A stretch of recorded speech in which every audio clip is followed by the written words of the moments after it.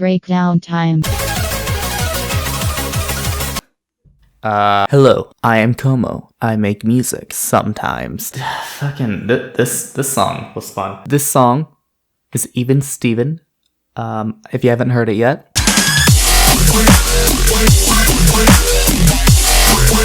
Please check it out. It'll be a fun, heavy dubstep track that, is dubstep.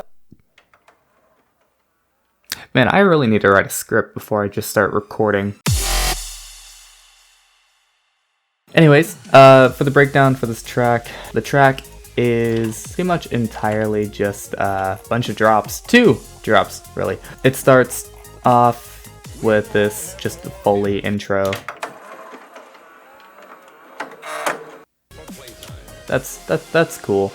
Then it has some little section to set the theme for the track. Cool. Goes to build, which is actually a 16 bar build instead of an 8. This is more of a breakdown than a build.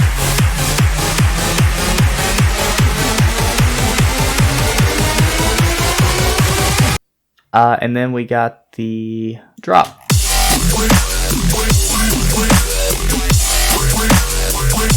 How do they do it? Fun stuff.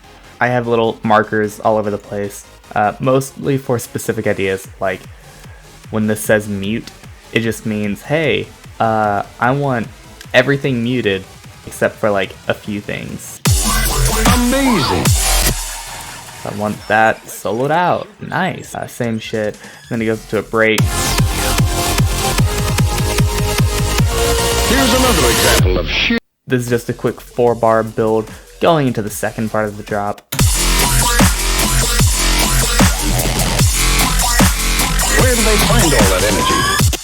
And then it's got another 16-ish bars of just not much happening.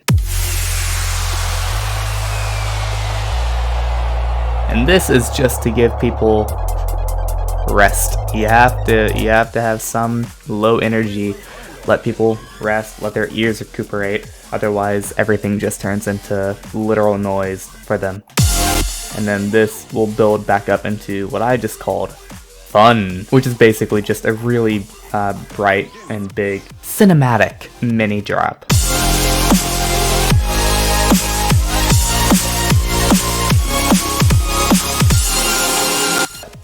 This is another rest section, followed by another build, and then a 2 bar pre-drop. Now, let's make a super scientific test. And then this just is a new drop. Again, tried to make it very different from the first set of drops.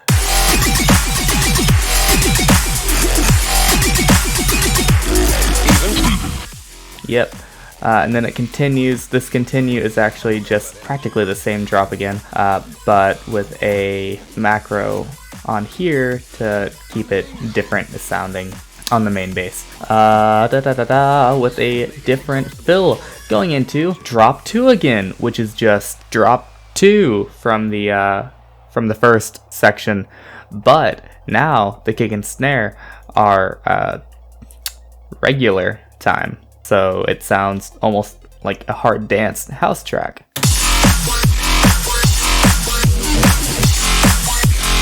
How do they? Yeah, and then it goes into end, which is just the outro. That's fun.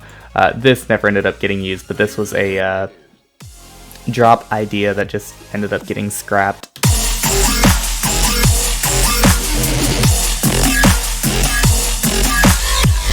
Cool, nice. That's the structure. Now, let's move on to sound design.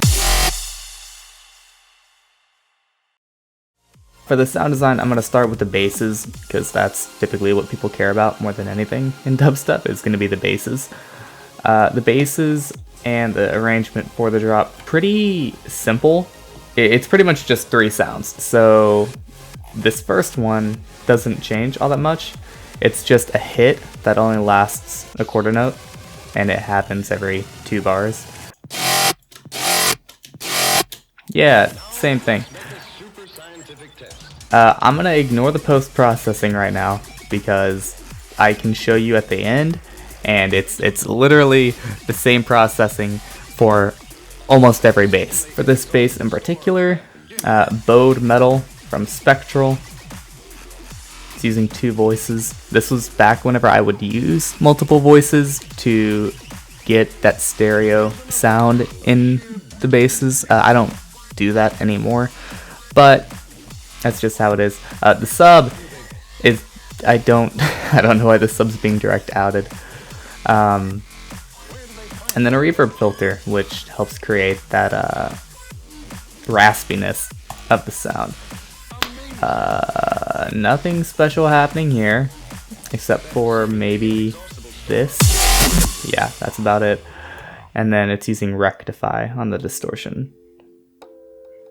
And that's pretty much it. It's just using an envelope to control the wavetable, and yeah, that's it. Super basic. It needs to be short for the arrangement. Then I'm gonna go to this one again. Really not gonna go over the post-processing. The second bass, which sounds like this. So this is most of a saw wave. Has a little sync, a bend plus on oscillator B. Again, 2 voices on both because it's just what I was doing. Again, I also don't know what the sub's being direct outed. And then a filter, which is mostly just a high pass. This LFO is controlling most of the movement, but there is an envelope. I don't even think the envelope's doing anything though. Envelope to A warp, frequency cutoff. It's mostly all happening here. And then here, so it has a really sharp resonance going into distortion that's really heavy. And by creating this resonance before going into distortion, the distortion is going to heavily affect this part of the filter first. So it'll get that sound. Whereas if I turn this up a bit, you can get different sounds out of it. And then it also has its own high pass going into it before the filter as well, with the phaser for movement and cool noises. But that's most of the sound. It's just a distorted saw wave. This doesn't do too much different. I don't even think this is actually turned on. Yeah, cool, nice. Now for the main bass, and this is the bass I really like. It's just this. This is the main bass. Saw wave with the Komo's filter, but the mix isn't really turned up at all. It turns on through this macro, which only turns on during this section. So it'll go from to this. Not super noticeable. Most of the movements happening here on LFO 1. LFO 2 will control the sync and amount of detune, as well as the mix of the Komo's filter. But a lot of stuff's going to be happening here. Same idea, high peaks going into a distortion unit, and that's mostly it. The actual waveform itself goes between a saw to square wave, and then it just turns up the sync, which is where a lot of the sound movement is coming from. And then post-processing, which is pretty much just making this one louder. And that's a majority of, like, it's just those 3 for the first drop. The second drop kind of bounces between these 2 basses. So the first one is, again, it's similar to the initial hit of this, except now it's a, and then, which is very similar to the main bass, except now it is an odd pass instead of a saw wave, which odd pass is again from Spectral. And then the arrangement's slightly different, with it just bouncing back and forth on quarter notes, and then occasionally going to this bass, which is cool, that's fun. That bass being square wave, filter causing the movement, more high peaking into a tube. This is really similar to this bass here. And then it's just a different arrangement for those. with a pitch change. Yeah. See, normally these drops only use one pitch, and it's just the same pitch the entire time. But this has a change. Yeah, goes up a minor third. That it actually helps out a lot in the track. It makes it flow a lot better. But that's a majority of the drops. And then when it goes into the next drop, this is again original hit. A little bit more noisy, but same sound design for the most part. And then this. Cool. How does this work? So this is a saw wave and square wave with the mirror function on the saw. I guess it's all happening on envelope 2. Envelope 2 controlling the pitch of the square wave up here, movement of the saw wave, which is actually going to turn it to a square wave. Volume here, controlling the pitch, or not pitch, the frequency of the cutoffs, making them come to a point, which again is getting pushed into hard distortion. But this one also has a lot of hyper on it and some dimension, which helps to keep it, you know, nice and spacey sounding. And then some plate verb on it, very light on it. And then the macro, pretty much only controlling the amount of resonance on the bass, which is why it doesn't do much until the end, where the resonance getting higher causes it to go from this sound to this. And it just gets more and more very ringy, which is cool. And then this, it's a really basic growl, and you can see it's just Reese mess from Spectral again. High pass, Combs filter isn't even on. A little phasing, equalizing, rectify distortion, multiband, post-processing again, and then the macro controlling the actual movement for the growl. Cool. And then when it hits continue, slightly different again because it's using the second hit from the second drop. And then whenever it gets back to drop 2 again, it's just drop 2 from the first section here. But now it's got double time drums, which makes me happy. But yeah, that's a majority of the bass sound design. And then whenever I made the sub is just an operator. You can kind of see the operator itself. It's just this basic wave pushed through a saturator EQ, and then I bounced it down to audio so that I could more easily manipulate it and get the sound I wanted out of the individual sub. That's cool. That's great. There's also some other stuff going on during the drops, such as this and this, which is just an ARP. And then this bass, which kind of rises.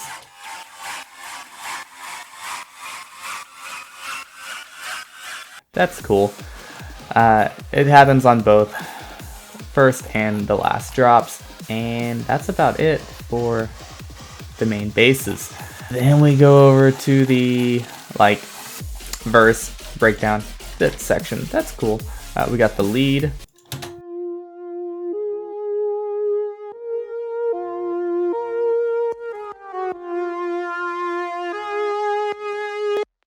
Cool. It's a 7-stack saw wave with a little vibrato, hyper reverb, slight distortion, multiband, delay, and an equalizer.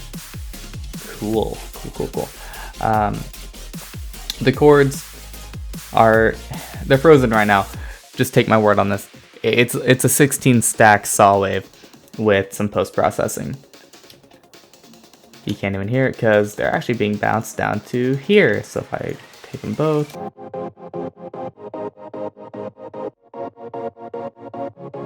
Low pass arpeggiator with a chord trigger so that they can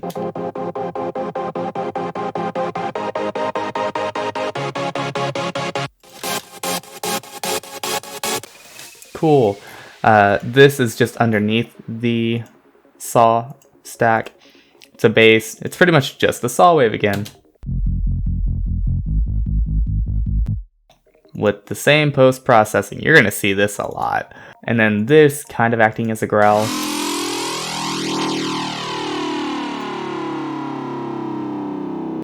And this happens during the initial impact leading to the build. We got this ARP again. Cool. And then a saw ARP. And that's all the synths. And then there are also effects happening further down, such as, I'm just gonna play them all at once.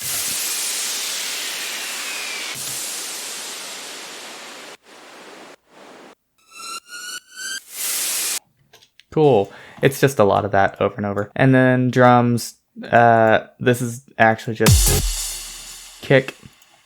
Hats are on a separate channel. I don't remember why I did it like this, but I did. Whatever. Crashes, little drum fill, and all together.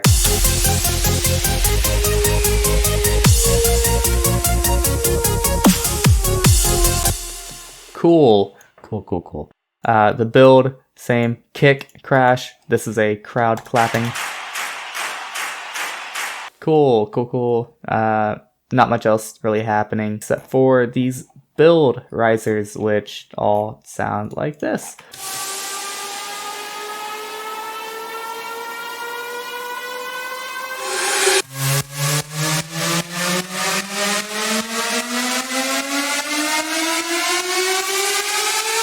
And then this is also, the main bass is being played during the build. It's just being filtered down.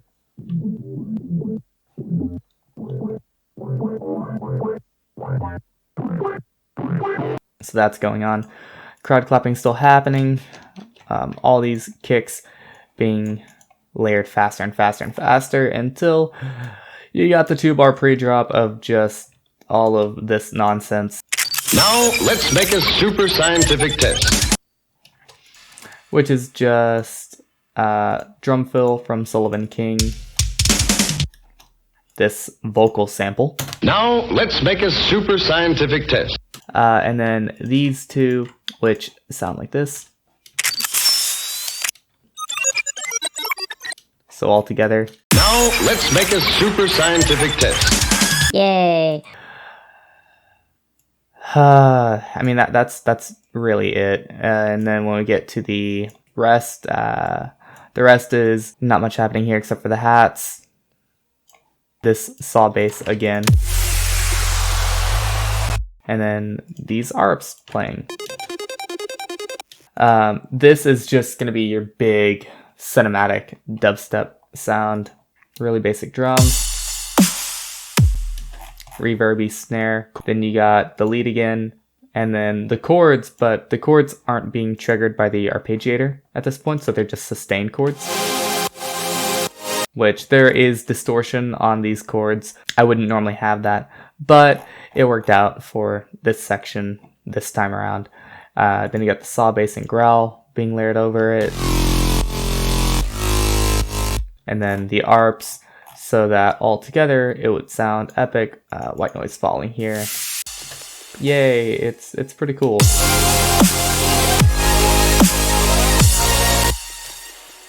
Yay, build. The build here, I should have mentioned this earlier. The lead hits the top note, the apex, and it sustains out with a bunch of reverb and delay.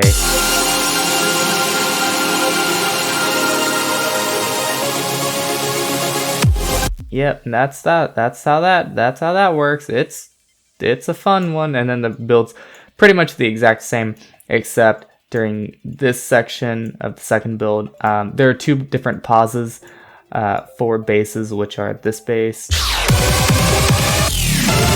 Let me go into these, I guess. This one, all pass, Monster 3. Again, don't know what the sub's doing. Little noise.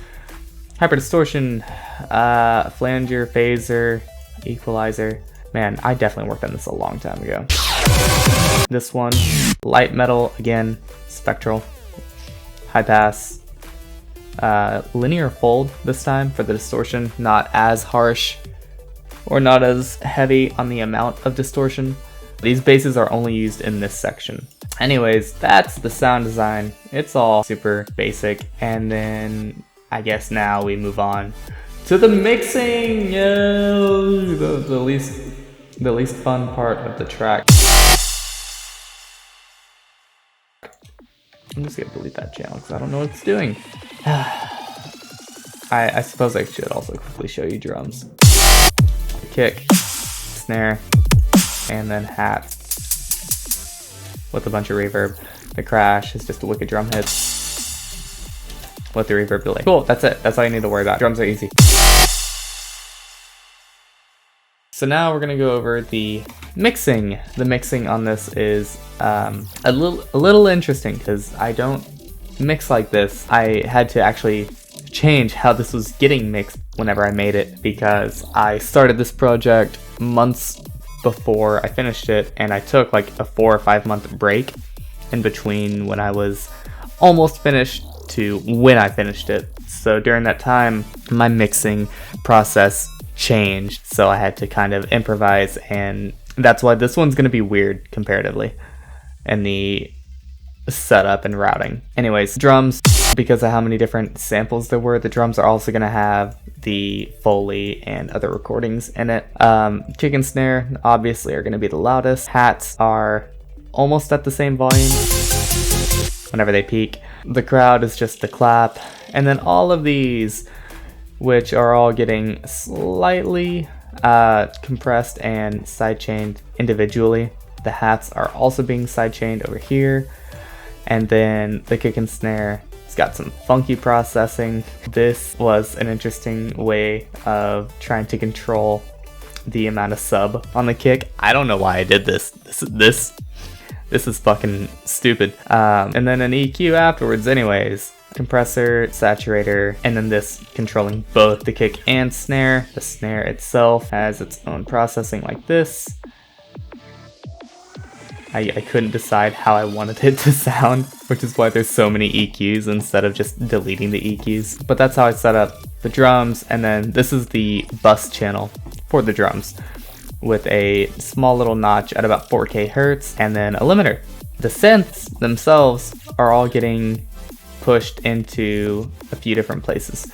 So from the lead down to like all of these, they're all just going straight into the group channel, but they all either have everything below 150 to 100 cut out at some point, or they're supposed to have a little bit of sub, but it's because they're not going to be layered with the actual sub bass that I've made. The actual sub bass only plays whenever everything in this channel called remove sub is playing, which is pretty much every drop bass. That's all this group channel is, which as you can see has it all cut out, a little a little bump around 200 to 300 hertz, and then the saturator, which has soft clipping engaged just to act like a limiter, and then a utility doesn't do anything. I just had it in case I needed it to do something later on.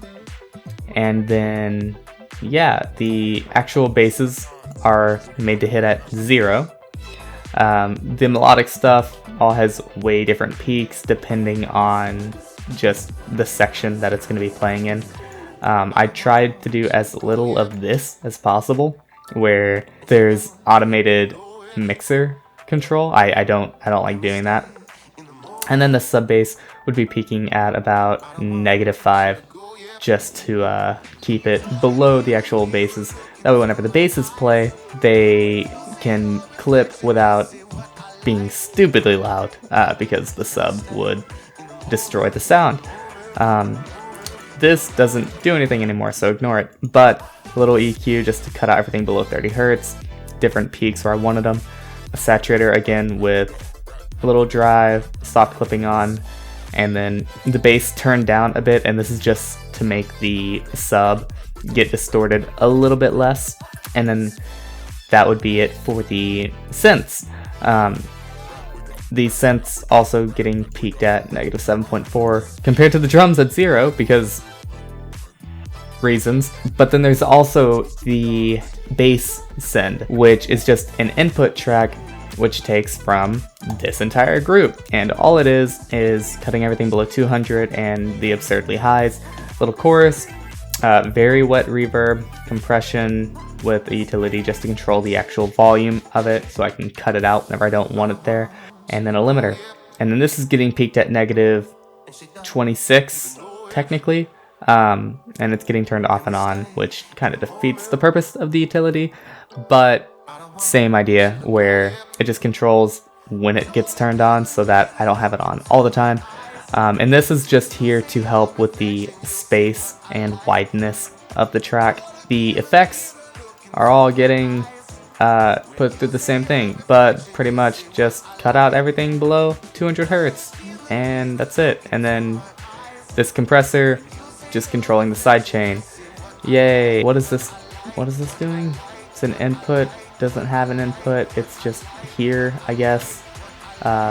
Cool. Synths, bass, the effects, both peaking at negative 7.4. That's the mixing. And then everything gets pushed into the master. The master. This is really fucking stupid.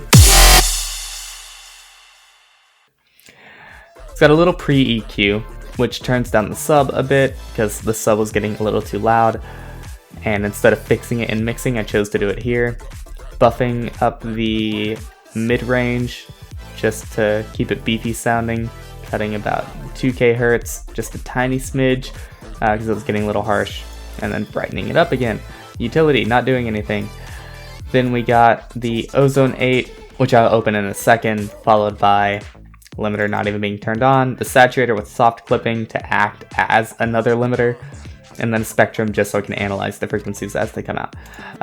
The Ozone 8 itself is going to be doing a majority of the actual... Thank you! How does it not appear active? What the... Anyways, it's got a little bit of exciter going on. And this is just to control the amount of excitement in it. I know what exciter does. I'm just bad at explaining it. Basically, I just have a little bit on the bass, the mid-range, and the top highs. This EQ, which just cuts off everything below 38 and 17.6. This is just to get rid of this data so that I can turn it up a little bit louder. And imager, just making the sub completely mono, widening out as it goes up just a smidge. The maximizer not even being turned on because I have saturator on the very end. That's the mastering for this track, which is fucking stupid. Again, this was like kind of an older track just because of when I made it comparatively to how I make music now. So anyways, thank you for watching. Thank you for taking the time to sit through this fucking dumpster fire of a breakdown.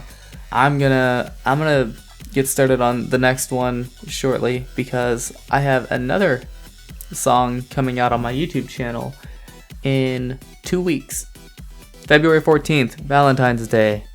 I will have another song and you can listen to it here or on SoundCloud or Audius, wherever you can listen to music. Probably not Spotify though, just in case. But you'll be able to check it out. So sub, hit that bell if that's what how YouTube works, and I'll see you next time.